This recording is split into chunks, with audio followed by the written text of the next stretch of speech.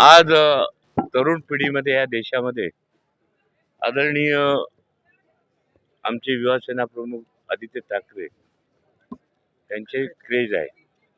तरुणाला कुठेतरी वाटतंय की आम्हाला ह्या नेत्यांकडून आम्हाला येणाऱ्या काळामध्ये चांगला नेता किंवा जी त्यांची इच्छा आहे, जनतेची इच्छा आहे, अभ्यासू नेता असं त्याच्याकडे बघण्याचं तरुणांचं सुद्धा हे आहे.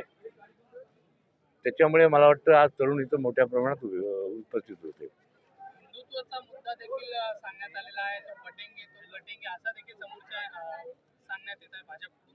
मात्र आज आदित्य ठाकरे यांनी सांगितलेलं आहे की बटेंगे तो कटेंगे हा याच्यात वेगळा मुद्दा. राज्य कुणाचं आहे? राज्य कुणाचं? त्यांचंच आहे ना.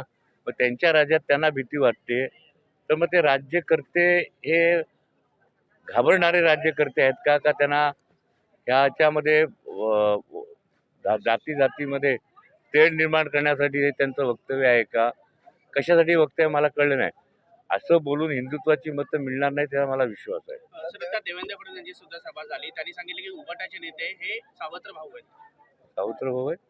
लाडकी बहीण योजनामध्ये हे जे आम्ही आणलेलं आहे त्यामध्ये आम्ही सख्खे भाऊ म्हणून आहेत, तर उबाटाचे जे नेते आहेत हे सावत्र भाऊ म्हणून आहेत. त्यांच्याकडे लक्ष देऊ नका असं देखील सांगण्यात येतं. आम्ही सावत्र भाऊ.